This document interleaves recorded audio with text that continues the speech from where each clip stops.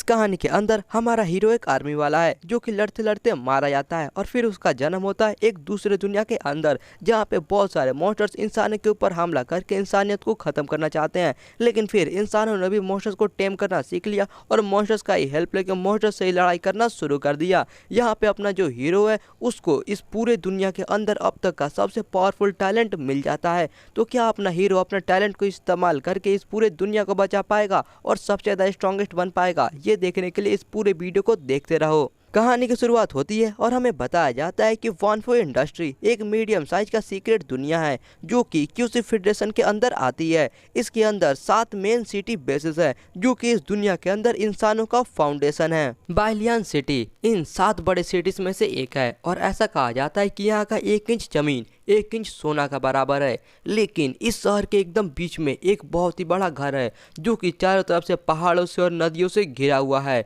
और हम इस घर को देखते हैं जो कि देखने में यार सच में काफ़ी शानदार दिख रहा है और इसका नाम होता है कैपिटल कीटाडेल। इसके बाद हम देखते हैं इस घर के बगल में एक तालाब टाइप का रहता है। इसके अंदर से एक बहुत ही शानदार दिखने वाला मछली बाहर निकलता है। भाई इस मछली को देखो यार, सच में काफ़ी ज़्यादा शानदार दिख रहा है।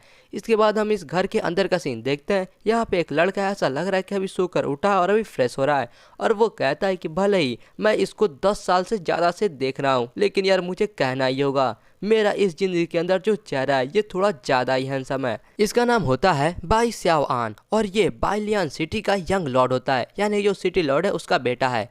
फिर ये बोलता है कि जैसा कि आप लोग देख सकते हो मैं एक टाइम ट्रेवलर हूँ। मेरे पिछली जिंदगी के अंदर मैं एक सोल्जर था जो कि एक मिशन के दौरान मारा गया और फिर मैं एक दूसरे दुनिया में आ गया। यहाँ पर बहुत सारे अलग अलग प्रकार के स्पिरिट बीस्ट्स हैं और उनको टेम करने के लिए टेमर्स भी है। लेकिन यहाँ पर मैं ऐसा कुछ नहीं कि टाइम ट्रेवलर करके आया हूँ या फिर ऐसा कुछ, क्योंकि यहाँ पर मेरा समझ लो एक तरह से पुनर्जन्म हुआ है। मतलब यार होता है ना कि जो आमतौर पर हीरो रहते हैं वो किसी बड़े आदमी को पकड़ते हैं उसका आत्मा बन के, लेकिन यार इसका जन्म बेबी के तौर पे हुआ है। मेरे पिछले जिंदगी की यादों के अलावा मेरे अंदर बाकी बच्चों की तरह सब कुछ एकदम सेम है। इसके बाद हम देखते हैं पानी के अंदर से कोई चीज बाहर आती है। ये पीछे मुड़ के देखता है कि क्या आ रहा है, तो हम देखते हैं एक काफी शानदार दिखने वाला मछली इसके कमरे के अंदर आ जाता है। ये होता है एक रेड आइड सिल्वर फिश और ये एक गोल्ड क्लास का बीस्ट रहता है। ये पीछे घूम के देखता है तो फिर वो जो मछली रहता है इसको बोलता है स्यावान, तुम्हारा ब्रेकफास्ट रेडी हो चुका है। ये कहता है हाँ समझ गया, और मैंने तो डैड को बोल भी दिया था, मैं थोड़ा मुंह हाथ धोकर नीचे आ रहा हूँ।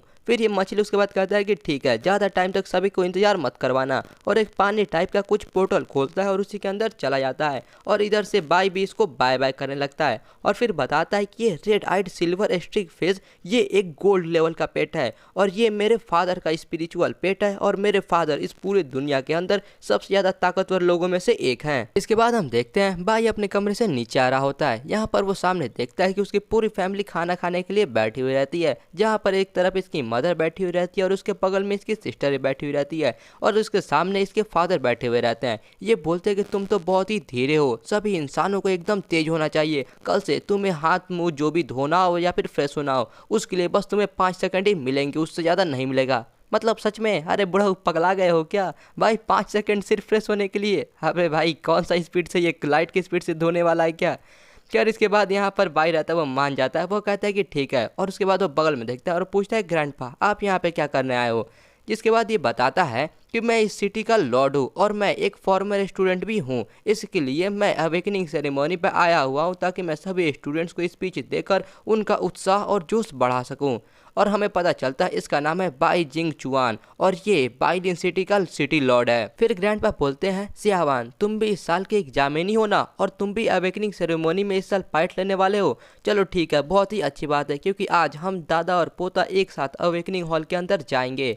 ये भी काफ़ी खुशी खुशी बोलता है हाँ बिल्कुल सही कहा आपने। इसके बाद हमें बताया जाता है कि अवेकनिंग सेरेमनी, इसका पूरा नाम है क्यूसू federations annual awakening ceremony of familiar beasts. इस समय पर हर साल फेडरेशन एक अवेकनिंग पार्टी रखता है जिसके अंदर वो सभी लोगों को हेल्प करता है उनको अवेकन करने के लिए। जो भी इंसान सक्सेसफुली अवेकन हो जाता है वो इंपीरियल कॉलेज में जा सकता है और बीस्ट मास्टर के बारे में सीख सकता है, लेकिन जो भी अवेकन करने में फेल हो जाता है उसे एक नॉर्मल स्कूल में जाना होगा। ऐसा कहा जाता है कि ये टाइम पूरे पूरी ज़िंदगी का एक बहुत ही इम्पोर्टेंट टाइम होता है। ये बिल्कुल मेरे पिछले ज़िंदगी के कॉलेज एंट्रेंस एग्जाम की तरह है।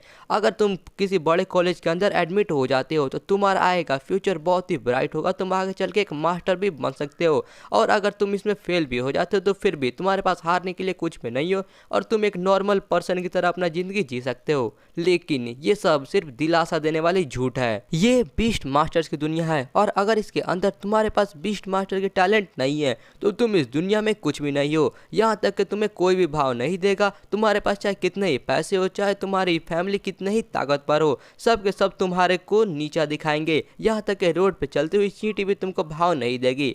पहले पहले तो मुझे भी बहुत ज़्यादा फिक्र हो रहा था कि कहीं जो पुनर्जन्म के देवता है उन्होंने कहीं भूल ना गए हो मुझे कोई गोल्डन फिंगर यानी कोई स्पेशल शक्ति देने के लिए। क्योंकि अगर ऐसा होता तो मेरे जैसा आदमी जिसके पास पावर, पैसा और इतना अच्छा चेहरा सब कुछ है, वो एक गुंडा बन जाता। और अगर ऐसा होता तो जो मेन कैरेक्टर रहता वो आके मेरे चेहरे पे मारता। इसकी वजह से पता नहीं कितनी लड़कियों के दिल दुखते हैं। लेकिन मेरा नसीब अच्छा है क्योंकि 1 महीना पहले मेरा सेल्फ अवेकनिंग हुआ और उसके अंदर मुझे एक ए लेवल का टैलेंट मिल गया और ये जोर से चिल्लाता है ऑसम। हमें इसके टैलेंट के बारे में पता चलता है जो कि होता है इंटूवेशन। ये एक ए लेवल का स्पिरिचुअल टैलेंट होता है। इसके मदद से इसका जो फाइटिंग इंटूवेशन रहता है वो बहुत ज़्यादा ही बढ़ जाएगा। उसके अलावा ये कभी कभी मतलब फ्यूचर टाइप का भी कुछ देख सकता है और साथ ही साथ ये जो स्पिरिट बीट्स रहते हैं वो क्या सोच रहे हैं इसके बारे में भी वो सुन सकता है। ये कहता है कि ये जो मेरा टैलेंट है ये तो बहुत ही अच्छा है, इसके मदद से मेरा जो मतलब लड़ाई करने की शक्ति वो बहुत ज़्यादा ही बढ़ जाएगी। उसके अलावा ना ही मेरा बस इंटूवेशन बढ़ेगा बल्कि इसके मदद से मैं कौन अच्छे लोग हैं कौन बुरे लोग हैं उन सभी को भी बता सकता हूँ और अच्छे से मतलब सबके साथ मिलजुल कर रह सकता हूँ। और साथ ही साथ मैं जो स्पिरिट बेस्ड रहते हैं उनके बातों को भी सुन सकता हूँ। इसका मतलब ये है कि मैं आगे चल के अगर उनके साथ मिलकर फाइट करना चाहूँगा तो वो काफ़ी आसान रहेगा, या फिर अगर मैं किसी स्पिरिट बीस्ट को पकड़ना चाहूँगा तो वो भी काफ़ी आसान हो जाएगा मेरे लिए। इसके बाद हम इसके दादा को देखते हैं जो कि इसको देख रहा होता है और मन में सोचता है कि जो अवेकनिंग रिचुअल है अब उसका जो असर है इसके ऊपर और ज़्यादा नहीं होने वाला है क्योंकि ये पहले ये काफ़ी स्टेबल सिचुएशन में है। ये पहले ही एक ए रैंक का स्पिरिचुअल टैलेंट को अवेकन कर चुका है और वो भी खुद से, जो कि इतना आसान नहीं है। यहाँ तक कि जो ओरिजिनल वर्ड है उसके अंदर भी सियावान एक बहुत ही बड़ा जीनियस होगा जिसको बहुत ही बड़े बड़े जो फैमिलीज रहते हैं वो ढूंढ रही है। जो मैं नहीं कर सकता वो शायद सियावान आगे चल के कर दिखाएगा। सियावान अभी काफ़ी ज़्यादा जवान है लेकिन जो इसका पर्सनैलिटी है ये अभी ज़्यादा स्टेबल नहीं है। अगर ये अभी उस जगह पर जाता है तो वहाँ के मॉन्स्टर्स इसको निगल जाएंगे। इससे पहले कि इसके कदम डगमगाए मुझे इसको सब कुछ एकदम अच्छे से सिखाना होगा। ये बोलता है सियावान और यहाँ पे भाई कुछ पी रहा होता है और पीते पीते वो एकदम से अपनी दादा का बात सुनता है। और यार मैं आपको पहले एक बार फिर से रिपीट कर देता हूँ, इसका नाम है बाई सियावान। और यार बाई थोड़ा मतलब शॉर्टकट है जो कि बोलने में आसानी होता है इसलिए मैं इसको बाई ही बोलता हूँ, लेकिन यार ये कैरेक्टर इसको सियावान बोलते हैं तो आप इसको सुनकर कंफ्यूज मत होना। फिर इसका दादा बोलता है कि जो अवेकनिंग रिचुअल है उसको तुम हल्के में लेने की गलती बिल्कुल भी मत करना क्योंकि इसके अंदर जो अवेकनिंग गॉड स्टोन है वह पूरे क्यूसी फेडरेशन के अंदर सिर्फ इकलौता पीस है। ये एक बहुत ही स्पेशल एकदम टॉप लेवल का ट्रेजर है। इसके बाद हमें अवेकनिंग स्टोन के बारे में बताया जाता है कि इसका एक बहुत ही स्पेशल ओरिजिन है क्योंकि जब इस नए एरा का शुरुआत हुआ था जहाँ पे सभी मॉन्स्टर्स अचानक से आने लगे और इस पूरी दुनिया में तबाही मचाने लगे। लगभग इन्होंने इस पूरी दुनिया को तबाह कर दिया था। उस टाइम पे जो हमारे ह्यूमंस की एंसेस्टर थी उसने सही टाइम पे ये अवेकनिंग स्टोन को ढूंढ लिया और इसका इस्तेमाल करके जो फर्स्ट जनरेशन के इंपीरियल बीस्ट गार्ड है उनका टैलेंट को अवेकन किया। इसके वजह से अब इंसान के पास भी पावर थी, अब वो लोग जिंदा बच सकते थे और उसके बाद शुरू हुआ नया एक बीस्ट कंट्रोल का एरा। ऐसा कहा जा सकता है कि यह अवेकनिंग स्टोन पूरे ह्यूमैनिटी के लिए बहुत ही ज़्यादा ज़रूरी है। जो न्यू कमर्स होते हैं उनको सबसे पहले 3 स्टेजेस से गुजरना होता है। सबसे पहले तो उनको अपना टैलेंट को अवेकन करना होता है, दूसरा उनको अपना रॉयल बीस्ट के लिए एक स्पेस बनाना होता है और तीसरा उनको एक पेट के साथ कॉन्ट्रैक्ट करना पड़ता है। कुछ ऐसे डिसाइपल या फिर कुछ ऐसे बच्चे रहते हैं जो कि बड़े बड़े परिवार के, अमीर परिवार के या फिर कुछ स्पेशल सेक्ट से बिलोंग करते हैं। वो लोग का जो टैलेंट रहता है वो पहले ही अवेकन हो जाता है, लेकिन फिर भी उसके जो मतलब वहाँ के लोग रहते हैं वो फिर भी उनको ये एनुअल अवेकनिंग के अंदर भेजते हैं ताकि वो लोग यहाँ पे जाके जो अवेकनिंग स्टोन का पावर रहता है उसका इस्तेमाल करके जो उनका रॉयल बीस्ट स्पेस रहता है वो उसको एडवांस में ही बना सके और उसके पावर से वो लोग एक बहुत ही बड़ा और बहुत ही अच्छा स्पेस भी बना सकते हैं। ये सुनकर बाई उनसे पूछता है कि अगर सब लोग ऐसा करते हैं तो क्या जो क्यूसी फेडरेशन है इसको कोई दिक्कत नहीं होती है। ये सुनकर इसके फादर और ग्रैंडफादर थोड़ी देर के लिए तो एकदम चुप हो जाता है और भाई लग रहा है काफी सीरियस है ये दोनों। इसके बाद हम देखते हैं जो इसका ग्रैंडपा रहता है ये अचानक से बहुत ही जोर जोर से हंसना शुरू कर देता है और कहता है कि ये तो जाहिर सी बात है कि जो क्यूसी फेडरेशन के लोग हैं वो इसके बारे में जानते हैं, लेकिन बस उनको फर्क नहीं पड़ता, क्योंकि अगर कोई भी इंसान आकर ये अवेकनिंग सेरेमनी के अंदर पार्टिसिपेट करता है और उसका अगर टैलेंट अवेकन होता है तो उनको वहाँ पे रजिस्टर भी करना होगा। इसके वजह से उनके लिए थोड़ा आसान हो जाता है इन सभी चीज़ों को मैनेज करना और वो सभी लोगों को एक साथ लेकर मतलब चल सकते हैं। फिर इसके बाद वो कहता है कि जो अवेकनिंग स्टोन है इसका जो अवेकनिंग पावर है ये एक बहुत ही अच्छा चीज़ है, ये तुम्हारी बहुत ही अच्छे से मदद कर सकता है। भाई कहता है कि ग्रैंडपा मैं समझ गया और मैं ये अब अवेकनिंग को एकदम अच्छे से सीरियसली लूँगा। अभी तक तो मैं बस मतलब इम्पीरियल बीस्ट के बारे में ही थोड़ा बहुत जानता था और अवेकनिंग टैलेंट के बारे में ही जानता था, लेकिन मुझे ये अवेकनिंग स्टोन के बारे में नहीं पता था। जो अवेकनिंग स्टोन है ये सिर्फ एक ही है, लेकिन ये क्यूसी फेडरेशन के अंदर इतने सारे लाखों करोड़ों लोग हैं, उन सभी का जो टेस्ट टेकर है, यानी कि उन सभी के जितने भी मन रहती है, जितना भी पावर रहता है एक साथ मैनेज कर सकता है। सच में जो इसका पावर है ये तो एकदम कमाल का है। भाई का डैड अचानक से उठ जाता है और कहता है कि एक असली इंसान के लिए सबसे ज़्यादा जरूरी होता है कि वो अवेकनिंग सेरेमनी के एकदम सीरियसली ले और जाकर अपने पेट्स के लिए एकदम अच्छा सा स्पेस बनाए। और भाई ये काफ़ी जोर से एकदम सीरियसली होकर बोलता है। इसकी वजह से यहाँ पे जो भाई रहता है वो थोड़ा सा नर्वस हो जाता है और कहता है कि ठीक है फादर मैं समझ गया। और भाई बगल में इसकी बहन का एक्सप्रेशन तो देखो यार, मुझे इसका एक्सप्रेशन देख के सच कह रहा हूँ बहुत हंसी आ रहा है। इसके बाद हम देखते हैं जो इसकी मॉम रहती है ये बहुत ज़्यादा गुस्सा हो जाती है और कहते हैं कि तुम इतना चिल्ला क्यों रहे हो। ये कहता है कि मैं तो बस बता रहा था, मैं कुछ ऐसा नहीं करना चाहता था, और वैसा मतलब पूरा नहीं बोलता है। फिर इसके बाद पीछे से उसके ग्रैंडपा आ जाते हैं और वे अपने बेटे और पोते दोनों के सर पे हाथ रख लेते हैं और फिर इसके बाद पूरा फैमिली मिलकर एकदम जोर जोर से हंसना शुरू कर देते हैं। इसके बाद सीन चेंज होता है और हम एक काफी शानदार कार को देखते हैं। ये कार कहीं पे जाकर रुक जाती है और ड्राइवर बोलते हैं कि यंग मास्टर हम लोग ये अवेकनिंग स्क्वायर के पास आ चुके हैं। इसके बाद इसकी कार के अंदर से बाइक बाहर उतरता है और उसके अंदर से इसका ग्रैंडफादर बोलते हैं श्यावान हम लोग अवेकनिंग हॉल के पास आ चुके हैं तो तुम पहले जाओ, मैं जा रहा हूँ पहले अपने स्पीच की तैयारी करने के लिए। इसके बाद ये कुछ नहीं बोलता और फाइनली ये अंदर जाने लगता है और वो जाकर थोड़ा ध्यान से देखता है। भाई ये देखता है कि इसके अंदर जो अवेकनिंग सेरेमनी होने वाला है उसका तो एकदम जोर शोर से एकदम बहुत ही अच्छा से तैयारी हो रहा होता है और बहुत सारे लोग लाइन में खड़े होकर इंतजार कर रहे होते हैं इस सेरेमनी का। इसके अंदर एक लड़की भी रहती है जो कि चिल्लाकर बोल रही होती है कि जो भी बाइलिन सिटी के कॉलेज से जुड़े हुए हैं वो लोग यहाँ पर इस लाइन में आओ, और ये चिल्लाए जा रहे होते हैं कि तभी ये किसी को देखती है और इसकी आंखें एकदम जोर जोर से चमकने लगते हैं। और बस यही नहीं बल्कि जितनी भी लड़कियां रहती है सबके आंखें चमकने लगते हैं और चिल्लाती हैं कि ये तो श्यावान है। और इसके बाद ये अपने भाई के पास जाकर उसको घेर लेती है और बहुत सारा उसकी तारीफ करने लगती है। मतलब यार इसका इतना हैंडसम फेस होने का कुछ तो इसको फायदा हो ही रहा है। इसके बाद यहाँ पर और भी सारी लड़कियां आकर बाई को घेर लेती है और इसकी बहुत ज्यादा तारीफ करने लगती है। फिर इसके बाद बाई बताता है कि जो बाइलिन सिटी से जुड़ा हुआ कॉलेज है ये यहाँ का सबसे ज्यादा एडवांस कॉलेज है और इसके अंदर जो बच्चे पढ़ते हैं वो भी ये बाइलिन सिटी के जनरल्स या फिर बहुत ही बड़े बड़े लोगों के बच्चे यहाँ पर पढ़ते हैं। और ये तो मामूली सी बात है क्योंकि मैं यहाँ के सिटी लॉर्ड का पोता हूँ, यानी कि मैं यहाँ पर सबसे टॉप पर हूँ। बगल में एक मोटा लड़का काफी सारे लड़कियों को बगल में हटाता हुआ आ रहा होता है। पीछे घूमकर भाई भी देखता है कि आखिर ये क्या हो रहा है। तभी यहाँ से एक काफी मोटा लड़का निकल कर आता है, चिल्लाता है हे तुम कैसे हो, और वो अपना एकदम बाहें फैला के इसकी तरफ दौड़ के आ रहा होता है। ये देखकर भाई काफी ज्यादा डर जाता है और चौंक भी जाता है। फिर वो जल्दी से बगल में हटता है। इसकी वजह से ये मोटा लड़का इसको गले लगाना ही वाला रहता है, लेकिन सही टाइम पे भाई बच जाता है। फिर इसके आंख में थोड़ा सा आंसू रहता है और कहता है ब्रदर आन मैंने तो तुमको 1 महीने से नहीं देखा है, मैंने तुम्हें बहुत याद किया। लेकिन भाई इसके ये मतलब बातों से भाई काफी ज्यादा इरिटेट हो जाता है और कहता है मोटे कहीं के तुम मुझे ऐसे बातें करना बंद करो। जो लोगों को नहीं पता है तुम्हारे बारे में वो लोग तो ऐसा सोचेंगे कि हमारे बीच में कोई अफेयर चल रहा है।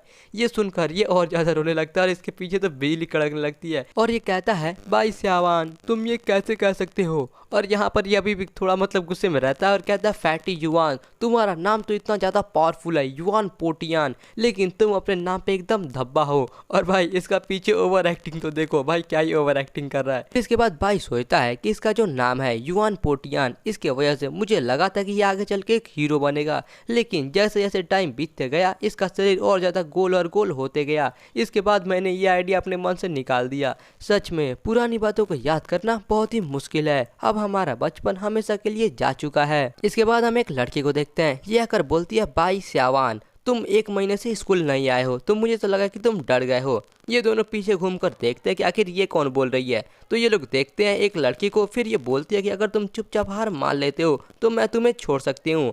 और हमें पता चलता है इसका नाम होता है फेंग कियानयू, और ये फेंग यांग यांग की बेटी रहती है जो कि इस कॉलेज के वाइस प्रिंसिपल हैं। भाई पीछे घूम के देखता है तो वो उस लड़की को पहचान जाता है, और फिर उसके बाद उसको थोड़ा पास्ट का याद आता है जहाँ पे इस लड़की ने भाई के साथ बेट लगाया था कि अवेकनिंग सेरेमनी के अंदर जिसका भी जो अवेकनिंग टैलेंट है वो ज़्यादा पावरफुल रहेगा वो जीत जाएगा, और जो लूजर होगा उसको विनर के कोई सी भी बात को माननी होगी। और ये उसको कहता है कि वो तो बेट सिर्फ तुमने ही लगाया था और मैंने तो इसके लिए हाँ भी नहीं बोला था। वो ऐसा ही कुछ बोलता है। फिर लड़की बोलती क्या हुआ, डर गए क्या, अब तुम पीछे हट रहे हो। ये कहता है कि हैं डरता कौन है छोटी चिड़िया, मैं बस उस टाइम का बड़ी बेसब्री से इंतजार कर रहा हूँ जब तुम हारने के बाद अपना प्रॉमिस को अच्छे से निभाओगी, उस टाइम पर बस रोना मत। भाई अपने मन में सोचता है कि मेरे पास 90% चांस है जीतने का, क्योंकि मेरे पास ए रैंक का टैलेंट है और इससे ऊपर सिर्फ एस रैंक के टैलेंट होते हैं जो कि पूरे क्यूसी फेडरेशन के अंदर भी बहुत ही कम होते हैं। और ये कहने की तो ज़रूरत है नहीं, क्योंकि ये जो पूरा क्यूसी फेडरेशन है इसके अंदर जो हमारा दुनिया वो बस एक छोटा सा दुनिया है। और इधर से ये लड़की चिल्ला रही होती है, ये कहते कि तुम रोओगे, कमी ने कहीं के भाई सियावान, तुम्हें मुझे छोटी चिड़िया कहने की आखिर हिम्मत कैसे की, कभी ना कभी तुम मेरे सामने जरूर झुकेगे। इसके बाद हम देखते हैं भाई कहीं पे जा रहा होता है और उसके साथ साथ ये फैटी भी जा रहा होता है। ये फैटी बोलता है ब्रदर एन तुम्हें थोड़ा ध्यान रखना होगा, क्योंकि ये जो फैंग किंग है ये काफ़ी ज़्यादा स्लिपरी है, और मैंने अपने फादर से सुना था कि ये फैंग फैमिली के पास कोई एक स्पेशल ट्रेजर है जिसकी मदद से वो लोग अपने टैलेंट को और अच्छे से और मतलब बढ़िया से अवेकन कर सकते हैं।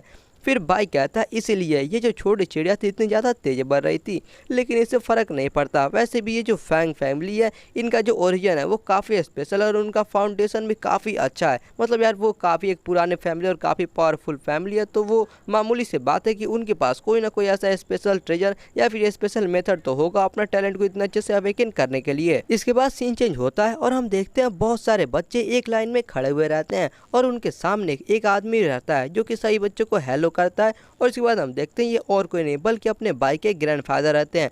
वह बताता है कि मेरा नाम है भाई जियांग चुआंग और मैं ये बाइलिन सिटी का सिटी लॉर्ड हूँ। और ये ऐसा मतलब यार बहुत लंबा चौड़ा कोई भाषण और स्पीच देता है जो कि यार मैं आपको सुना के बोर नहीं करूँगा। मतलब यार ये मेनली वही बात करता है, सभी बच्चों को ऑल द बेस्ट बोलता है और थोड़ा मतलब इंकरेजमेंट करता है ताकि वो और अच्छे से अपना अवेकन कर पाएँ। फाइनली इसका स्पीच खत्म होता है और यहाँ पे जितने भी बच्चे रहते हैं फिर जितने भी लोग रहते हैं सब के सब जोर जोर से तालियां बजाना शुरू कर देते हैं।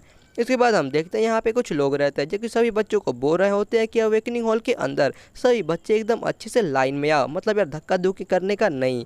इसके बाद हम इस अवेकनिंग हॉल के अंदर का सीन देखते हैं जहाँ पे अपना भाई भी रहता है, उसके बगल में ये फैटी भी रहता है। यहाँ पर भी एक आदमी रहता है, ये बोलता है कि सभी बच्चे अपना अपना जगह ढूंढ लो और ढूंढ के वहाँ पर अपना पंथिल मार कर बैठ जाओ और अपना टैलेंट अवेकन करना शुरू करो। मतलब भाई ये सीट भी खुद ही ढूंढे, घुसे भी खुद। मतलब यार ये लोग आखिर यहाँ पे करने के लिए आए क्या हैं। भाई अपना जगह ढूंढकर वहाँ पे पंथिल मारकर बैठ जाता है और बोलता है कि ये क्यूसी फेडरेशन के अंदर ये जो अवेकनिंग गॉड स्टोन है ये सिर्फ एक ही है। तो वो लोग अपना स्पेस प्रोजेक्ट का मतलब कोई इस्तेमाल करते हैं और उसकी मदद से ये जो स्टोन है इसका प्रोजेक्शन हर जगह पर एक साथ वो लोग भेजते हैं। सच में कहना पड़ेगा ये तो एकदम कमाल का जादू है। और हम देखते हैं उसके सामने ये जो अवेकनिंग स्टोन रहती है, मतलब यार ये उसका प्रोजेक्शन रहता है, ये ओरिजिनल अवेकनिंग स्टोन नहीं है। खैर इसके बगल में अपना भाई बैठ के कल्टीवेट अपना कुछ भी कर रहा होता है और वो अपना टैलेंट को अवेकन करना शुरू कर देता है।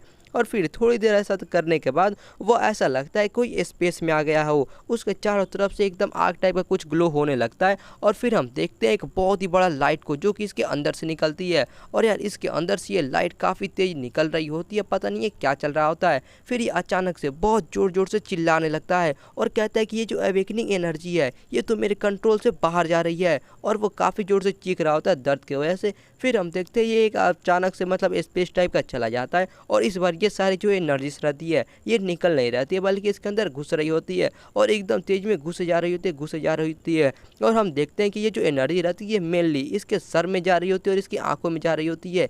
ये चिल्ला रहा होता है नहीं ये तो बहुत ही बुरा है, ये बहुत ज़्यादा दुख रहा होता है। और फिर ये काफ़ी जोर जैसा ऐसे ही चिल्ला रहा होता है, दर्द की वजह से ये अपना सर भी पकड़ लेता है ताकि थोड़ा दर्द कम हो जाए, लेकिन कोई फ़ायदा नहीं है, इसका दर्द फिर भी कम नहीं होता है। ये कहता है कि ये जो सारी की सारी एनर्जीज है ये सारे इसके सर में ही जा रही है, मतलब इसके दिमाग में जा रही है, और अगर ये कंट्रोल में नहीं रहता है तो ये इसके दिमाग में बुरा असर पड़ सकता है और इसकी वजह से ये पागल भी हो सकता है या फिर कोमा में भी जा सकता है। ये सोचता है मुझे कैसे भी ये एनर्जी को बाहर निकालना होगा, और मन में सोचता है कि नहीं, शायद ये कोई बुरी चीज़ नहीं है बल्कि एक बहुत ही अच्छा चांस है। इसके बाद ये सारी एनर्जीज को इकट्ठा करने लगता है अपने अंदर और फाइनली कंट्रोल में लाने लगता है और कहता है कि मुझे खुद पे भरोसा करना होगा। और उसके बाद ये सारी एनर्जीज को एक साथ मतलब रिलीज कर देता है बाहर की तरफ। सभी लोग भी इसको देख रहे होते हैं, वहाँ से काफ़ी तेज एनर्जी निकल रही होती है। वो समझ में नहीं पाते कि आखिर इतनी सारी एनर्जी कहाँ से और किसके अंदर से आ रही होती है। वो लोग भी देखते हैं कि आखिर यहाँ पे ये चल क्या रहा है। फिर हम वापस से यहाँ पे बाई को देखते हैं जिसके अंदर से ये सारी एनर्जीज अभी तक निकल रही होती है, और फाइनली हम देखते हैं इसके ऊपर एक बहुत ही बड़ा आँख टाइप का दिखता है। मतलब यार ऐसा तो लग रहा है कि ये आँख किसी मॉन्स्टर का या फिर कोई बहुत ही खतरनाक चीज का होगा। यहीं पर हम बगल में 3 लोगों को देखते हैं जिसमें से एक पूछता है कि आखिर ये एग्जामिनी है कौन, जिसके बाद ये बगल वाला जो रहता है वो बताता है कि मुझे पता है, ये तो बाई सियावान है और ये जो सिटी लॉर्ड है उसका पोता है। ये सुनकर पीछे वाला चिल्ला कहता है क्या, और उसके बाद ये पीछे खड़े हुए एक आदमी को बोलता है कि जल्दी जाओ और जल्दी से जाकर सिटी लॉर्ड और मिस्टर वू को यहाँ पर बुला के लाओ, क्योंकि अगर इसे कुछ हो जाता है तो हम इसे संभाल नहीं पाएंगे। और ये लड़का जो रहता है ये भी अपना पूरा जान लगा के दौड़ता है। इसके बाद हम देखते हैं यहाँ पे फाइनली जो मतलब सिटी लॉर्ड यानी रहते हैं ये यहाँ पर आ चुके रहते हैं। वह पूछते हैं कि आखिर यहाँ पे चल क्या रहा है, और तुमने कहा कि जो सियावान है उसके अवेकनिंग के साथ कोई दिक्कत हो रही है। ये बताता है कि लॉर्ड आप ये थोड़ा ध्यान से देखिए, यहाँ पर ये जो मतलब बाई है इसके सर के ऊपर कोई एक विजन टाइप का आ गया है, मतलब कोई एक अद्भुत दृश्य हो रहा है। और वो कहता है कि कोई भी नहीं जानता है कि आखिर ये क्या चल रहा है। इधर ग्रैंडपा भी उसको ध्यान से देखता है, वो भी समझ में नहीं पाता है कि मतलब क्या है। वो भी देखता है कि सच में एक बहुत ही बड़ा आंख है, और तभी वो थोड़ा सा ध्यान से देखता है और काफ़ी ज़्यादा चौंक जाता है। वो कहता है कि ये एक टैलेंट विजन है। वह सोचता है अगर किसी आदमी का जो टैलेंट है वह इस रैंक या फिर अगर उससे ज़्यादा लेवल का होता है तभी कोई ये स्पेशल फेनोमेनन होता है, लेकिन ये कैसे हो सकता है, क्योंकि जो सियावान है उसका जो टैलेंट पहले ही अवेकन हो चुका है। लेकिन तभी उसे कुछ याद आता है और कहता है कहीं ऐसा तो नहीं कि जो सियावान का इंटूवेशन वाला टैलेंट है वो म्यूटेट हो गया हो, और म्यूटेट होकर वो एक एस रैंक का बन गया हो। और फिर उसके बाद ये म्यूटेशन के ऊपर एक लंबा चौड़ा भाषण देता है, जो कि मैं आपको शॉर्टकट में बताता हूँ कि इनकी दुनिया के अंदर कुछ लोग ऐसे होते हैं जिनका जो टैलेंट होता है वो म्यूटेट हो जाता है, और इसकी वजह से उनका टैलेंट बहुत ही ज़्यादा पावरफुल हो जाता है। और पूरे दुनिया के हिस्ट्री के अंदर ऐसे लोगों को सिर्फ 2 हाथों पर ही गिना जा सकता है। मतलब यार वो इतने ज़्यादा रेयर होते हैं, और जिन लोगों का भी टैलेंट म्यूटेट होता है वो लोग बहुत ज़्यादा पावरफुल बन जाते हैं। वो लोग अपने टाइम के एक बहुत ही बड़े बड़े सेलिब्रिटीज या फिर लेजेंडरी फिगर्स बन जाते हैं, और वो लोग इतना ज़्यादा पावरफुल होते हैं कि वो लोग पूरी दुनिया को खुद के पावर से ही बदल सकते हैं। अगर सियावान का टैलेंट सच में म्यूटेट हो रहा है तो वो काफ़ी बड़े खतरे में हो सकता है। और फिर ये बोलता है मिस्टर वू मुझे अवेकनिंग हॉल के अंदर जाने दीजिए, लेकिन ये मिस्टर वू कहता है कि लॉर्ड भाई आप हमें शर्मिंदा मत करिए, ये जो अवेकनिंग हॉल है ये डायरेक्ट क्यूस फेडरेशन के अंडर आती है, और आप भले ही ये बाइलिन सिटी के सिटी लॉर्ड है लेकिन फिर भी आप इस अवेकनिंग हॉल के अंदर नहीं जाते हैं। लेकिन इसको काफ़ी ज़्यादा टेंशन होती है, इसलिए मिस्टर वू जाकर उसके कंधे पर हाथ रखता है और कहता है कि भाई आपको फिक्र करने की ज़रूरत नहीं है, क्योंकि जो क्यूस फेडरेशन है इसके अंदर एक काफ़ी हाई लेवल का प्रोटेक्शन वाला सिस्टम लगा हुआ है, इसकी वजह से आपका पोता एकदम ठीक रहेगा। और वैसे भी इसके जैसे जो यंग टैलेंट होते हैं ये पूरे दुनिया में अनपैरेलल्ड होते हैं। आप बहुत ज़्यादा लकी हैं कि आप इसके मतलब दादा हैं या फिर ये आपके पास है, ये मतलब ऐसा उसकी काफ़ी ज़्यादा तारीफ कर रहा होता है। इधर से हम लोग बाई को देखते हैं जो कि अभी भी अपना एकदम टैलेंट अवेकन करने में लगा हुआ रहता है और काफ़ी ज़्यादा फोकस कर रहा होता है, और वो कहता है कि यहाँ पर 3 चीज़ें हैं। वो बताता है कि सबसे पहले पूरा मतलब हेवन और अर्थ के बीच में, और फिर दूसरा है पूरे भगवान का नॉलेज, और तीसरा होता है पूरा दुनिया का नॉलेज, और उसके बाद होता है पूरे इंसानों का नॉलेज। मतलब यार ये सारा पता नहीं क्या क्या बक रहा होता है, मतलब वही ये सब इसके कुछ टैलेंट से रिलेटेड होते हैं। और फिर इसके बाद ये तीनों चीज़ बोलने के बाद ये काफ़ी ज़ोर से एकदम चिल्लाने लगता है, और फाइनली ये अपना आँख खोलता है। भाई इसका आँख तो देखो यार काफ़ी ज़्यादा ये लाल हो गई है, और काफ़ी ज़्यादा मतलब इसके आँख में भी फ़र्क पड़ी है। और फिर वहाँ पर एक काफ़ी मतलब एक डेंजर सा मतलब ब्लास्ट दिखता है। अब ये खतरनाक है या फिर नहीं है ये तो अब हमको पता ही चलने वाला है। इसके बाद हम देखते हैं उसके चारों तरफ से धुआं हटने लगता है, और हटने के बाद हम इसके आंखों को देखते हैं जो कि यार काफ़ी मस्त एकदम गोल्डन कलर का दिख रहा होता है। भाई ऐसा लग रहा है कि जो इसका मेन पावर अप है वो इसकी आंखों के अंदर हुआ है। वो कहता है कि क्या ये अभी अभी क्या था, और ये सारा नॉलेज ये तो एकदम पागलपन है। भाई ये अभी इसने क्या क्या ये मुझे भी समझ नहीं आया। खैर इसके बाद ये उठ के खड़ा हो जाता है और यहाँ पे इसके अंदर से ब्लू ब्लू टाइप का एकदम धुआं निकलने लगता है। वो भी अपने आसपास देखता है कि आखिर ये सारा चीज़ क्या है। तभी उसके सामने एक सिस्टम वीडियो टाइप का कुछ आ जाता है। इसके ऊपर लिखा हुआ था अपोकलिप्स आई। और यार ये लंबा चौड़ा है तो यार मैं शॉर्टकट में आपको समझाता हूँ। इसका जो टैलेंट है वो अब अपग्रेड हो चुका है और पहले ये सिर्फ ए लेवल का था, लेकिन अब वो एस लेवल, एस लेवल और एस लेवल से भी ऊपर का यानी कि मिथिकल लेवल का हो चुका है। और इसकी वजह से जो उसका सुपर नेचुरल इंट्यूवेशन है, मतलब अगर इसको खतरा आने वाला रहता है तो इसको ये पहले ही महसूस हो जाएगा। उसके अलावा इसको बहुत सारा नॉलेज भी मिलने वाला है और साथ ही साथ अगर इसके आसपास के एरिया में कुछ होने वाला रहेगा तो ये भी इसको मतलब पहले ही महसूस हो जाएगा। भाई ये देखकर बहुत ही ज़्यादा चौंक जाता है और कहता है क्या मिस्टिकल टैलेंट। भाई बताता है इन बीस्ट मास्टर्स की दुनिया के अंदर इसके अंदर 7 लेवल के टैलेंट्स होते हैं, जो कि होता है एफ से लेकर एस तक। लेकिन ये जो एस लेवल का टैलेंट होता है ये पूरी दुनिया के एकदम टॉप पे आता है। और जो मेरा टैलेंट है ये तो एक मैथोलॉजिकल टैलेंट है, ये तो आज तक किसी ने इसके बारे में सुना भी नहीं है। क्या ये टैलेंट एस रैंक वाले टैलेंट से भी ज़्यादा हाई का है? हाँ भाई यार तुझे एकदम सही लग रहा है।